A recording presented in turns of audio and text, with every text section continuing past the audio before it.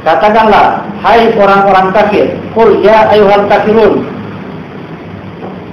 Apa mau dikatakan? Lakum dinukum. Jadi intinya seperti itu. Untukmu agamamu, untukku agamaku. Tidak usah kita berdebat. Bukan itu ya, bukan. Ini yang kafir.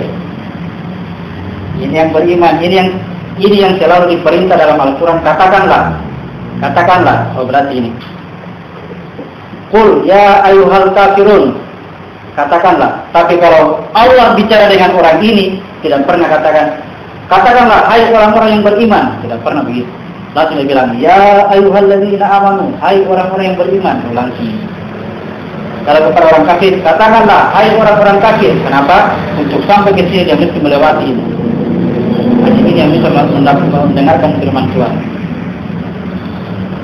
Qul ya ayyuhal kafirun. Katakanlah hai orang-orang kafir.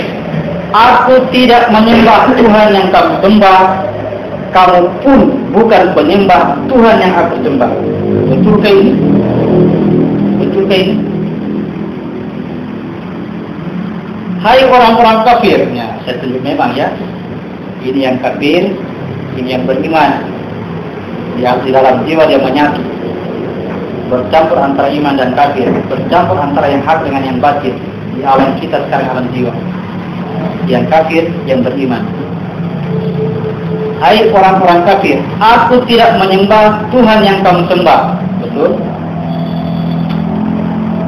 Aku Tuhannya bukan Tuhannya orang kafir. Tuhannya orang kafir adalah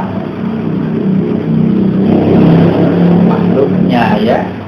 Dia mempertuhankan makhluk. Disebut dengan hawa nafsunya. Tuhan yang orang kafir adalah berhenti di pasangan, hawa nafsu. Tuhan yang orang beriman adalah nafsu wahidah, diri yang satu. Kamu pun tidak pernah menjadi penyembah Tuhan yang aku sembah. Tidak pernah. Ujung-ujungnya, untukmu agamamu, untukku agamaku. Agamaku adalah fitrah kejadianku, agamamu adalah fitrah kejadianmu. Dari mana kamu? Dari tanah. Kembalilah kamu ke tanah, saya mau kembali kepada Tuhan. Isalah jasad dan Isa jasad itu. Kata itu kuliah dalam kafir itu adalah teknik untuk memisahkan diri dari pakai nilai ilmu ini, pemisah antara yang pakai nilai ilmu begini. Itu kalau mau mati, yang kita mempelajari mati sebelum mati. Jangan nanti sudah hari hanya baru mau dipakai, jangan pakai yang sekarang. Baca. Kami itu di sini, saya di sini ya. Jangan gangguin Kak, jangan gangguin. Saya mau pergi sana. Gangguin lagi apa-apa. Ikat lagi.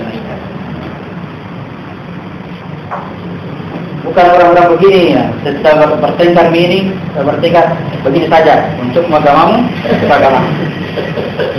Karena tidak ketemu pendapat. Sepertinya ini Al-Quran diturunkan untuk kasih berkelahi ini orang-orang yang kasih bertengkar gitu kan, untuk kita supaya dipisah antara yang hak dengan yang batil. Dibacakan juga surah Yasin. Salamun qaulan Rabbir Rahim. Keselamatan bagimu perkataan dari Tuhanmu yang Maha Pemurah.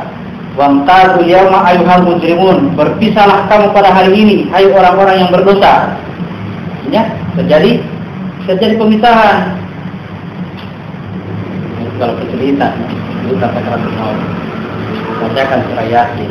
Yasin itu selalu cerita tentang Isa dan Tuhan. Ayat-ayatnya salah satu perumpamaan dibuat dalam surah Yasin adalah Allah menciptakan bumi. Pada bumi itu ada tumbuh-tumbuhan. Di dalam pada tumbuhan ini menghasilkan air. Air inilah yang kamu minum. Maha suci Allah yang menciptakan semua yang berpasang-pasangan. Nah, ayat yang lain yang dibuatkan kepadamu adalah malam. Pada malam itu ada bulan. Antara bulan dan matahari tidak saling mendapatkan. Memang suatu saat dikumpulkan, suatu saat matahari dan bulan akan dikumpulkan, tapi dia tidak saling mendapatkan. Masing-masing berjalan pada garis edarnya, ya. Muhammad Toi, Isa Toi, harus semua garis edarnya, jangan jalurnya. Jangan Isa yang jadi Muhammad atau Muhammad yang jadi Isa, tidak, harus garis edarnya. Ayat yang lain adalah manusia diangkut ke dalam perahu. Manusia diangkut ke dalam perahu. Seandainya Tuhan menghendaki, dia bisa tenggelamkan perahu itu. Tapi Tuhan menghendaki apa? Supaya manusia jadi khalifah di muka bumi. Dimuatlah di atas perahu. Dibawalah perahu ini berlayar sampai ke Bukit Judi. Begitu sampai di Bukit Judi, tumbuhlah generasi yang baru, pengganti yang sudah mati. Apa itu? Apa cerita ini? Pemisahan ini semua, pemisahan antara yang hak dengan yang batil.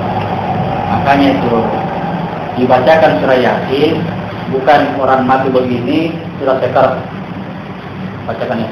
Yasin, Al-Quran Hakim, bukan. Sekarang ini sekarang sedang sekarang. Ya, sekarang ini. Bacakan surah Yasin, maksudnya pahami itu surah Yasin, baca pelajari memang gitu surah Yasin. Oh, begitu. Sama yang tadi Al-Kafirun. Katakan kepada orang kafir, katakan memang sekarang kafir sama bau tanah. Ini aku. Ini selalu mempengaruhi yang dari tanah. Mengajak saya untuk selalu meninggalkan Tuhanku. Mengajak saya untuk berpisah ya. Cari-cari ilmu yang lebih cepat. Lebih cepat apanya itu? Lebih cepat dikabulkan Tuhan. Katanya lebih cepat dikabulkan. Semua akan kembali kepada Islam, kepada fitrah orang tuanya yang menjadikan dia Yahudi atau Nasrani atau Majusi. Apa itu orang tua? Produk orang tua adalah tubuhnya. Tubuhnya ini nanti yang menjadikan dia golongan Yahudi keras. Yahudi itu keras. Haram, penggal dia, penggal. Keras nih Yahudi. Jangan buat di luar aja, jangan. Nasrani tidak persahabatan dengan kamu. Bijak cara ngomongnya. Bijak, tapi dia juga ya berganti 7 hari. Berganti. Kenapa ini cerita? Karena ini nak urus. Pada hari ke-7 itu di dalam kubur itu jasad begini-begini. Oh, begini nak urus. Nasrani. Dia masih pengaruh ini akhirnya kandas lagi. Tapi orang Nasrani bijak-bijak, sopan, tidak suka berdebat. Orang Yahudi, wah. Itu pezina itu, hukum dia hukum. Pezina itu.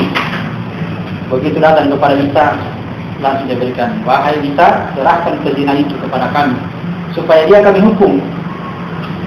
Isa berkata, siapa di antara kalian yang merasa tidak pernah berdosa, silakan maju hukum dia.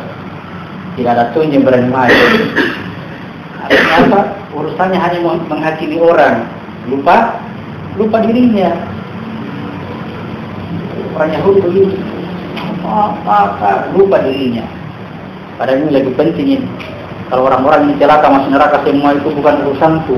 Kalau ini masuk neraka, masalah besar bagi saya.